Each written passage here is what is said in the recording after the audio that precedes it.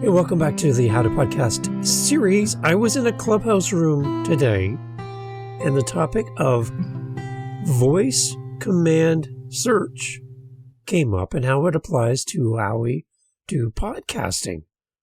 Great topic, right? So to all our Alexa, Google, and Siris out there, welcome to the podcast.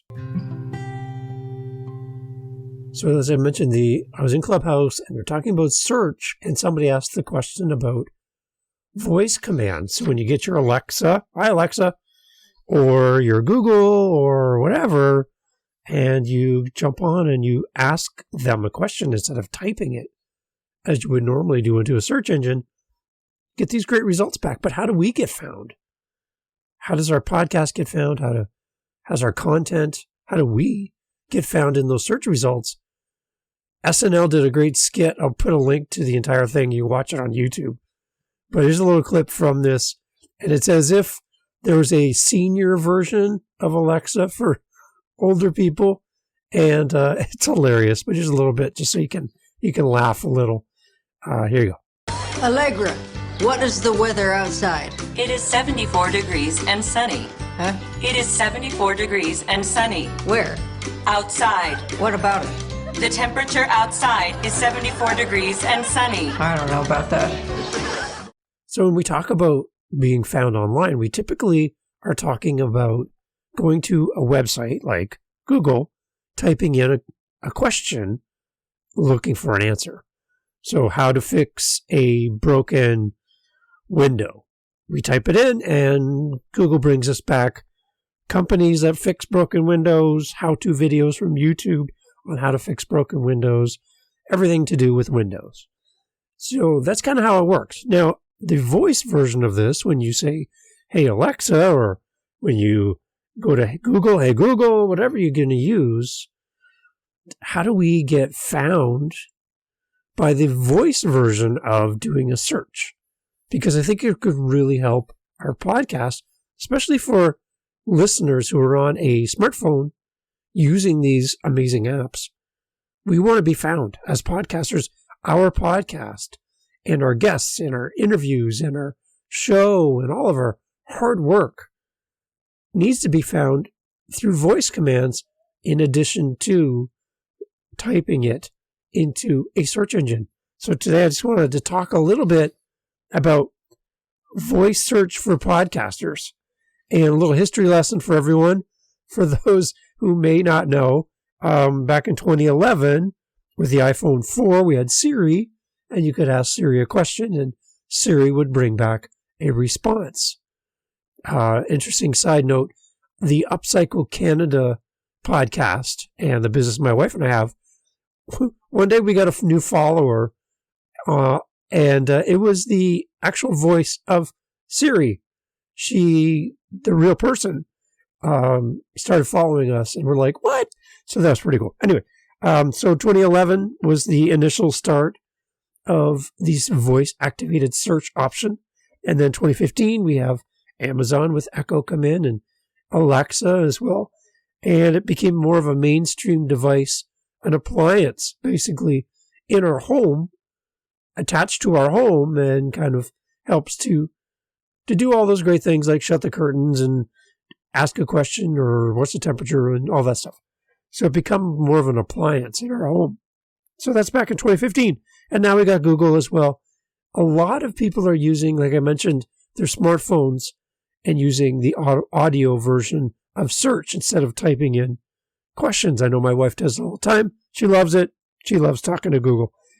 So to appreciate how the voice command search options work on our behalf, kind of have to understand a little bit about the meat and potatoes behind how it works. So there's basically four things. So basically, these audio search options, like Alexa, for example, they process and transcribe human speech into text. They then analyze the text and see if it's a question or a command. And then they connect to external data sources and like a search engine with that information that they have. And then they translate the results back to us in a usable form. That's basically how it works. There's some major players in here, obviously. We all know about Amazon and Google as far as like home devices that are sitting on your counter in your kitchen, for example. But then, like I mentioned, most people are using their smartphones. So we have Apple and Google, and we can use those searches right there on our phone. Really good. Where does this information come from? Where are they pulling this information when we do our audible audio search asks of these great tools? They're going to be using search engines. Some use Wikipedia. Alexa uses IMDb, which is great for movies and television and actors, that kind of stuff. They use weather sources like AccuWeather, Yelp for businesses. They use Answers.com is another one that is frequently used by Alexa. Google is obviously just using Google. That makes sense. The one thing to kind of think about as podcasters is the whole search engine optimization, SEO. We talk about it for our websites. We talk about it for our podcasts. But we also need to think about it in terms of voice command search technology. There's 4 things I want to kind of just focus in on. 1, make sure that you are there on a Google search. It's really simple. You can actually do this yourself audibly through these great tools, or go on manually and do a search on you.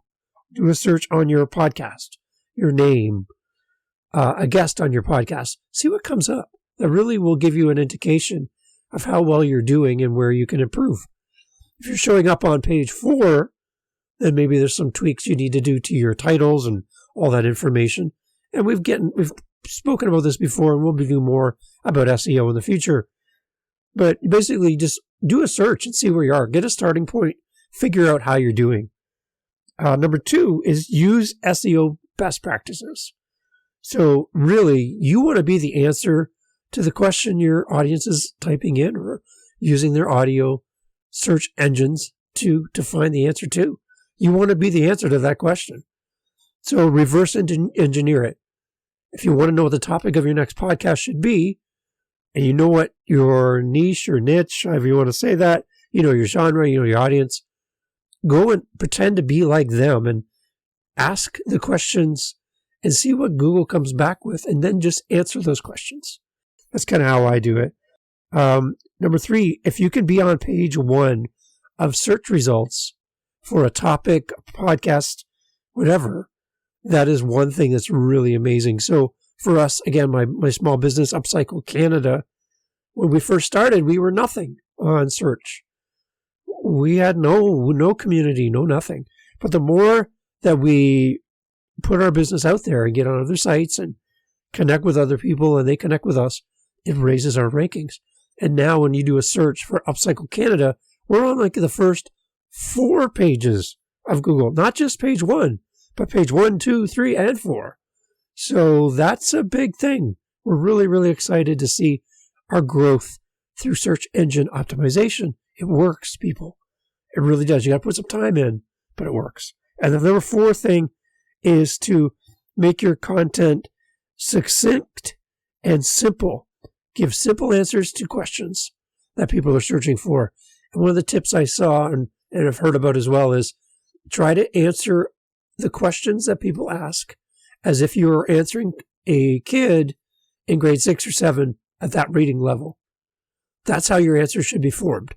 Not as like some fancy pants, PhD, super educated, highly detailed answer. No, focus on a grade 6 or grade 7 reading level and answer the question in those terms. And by doing that, you open the door to being part of the conversation as people use their audio apps and tools. It's amazing what you can do.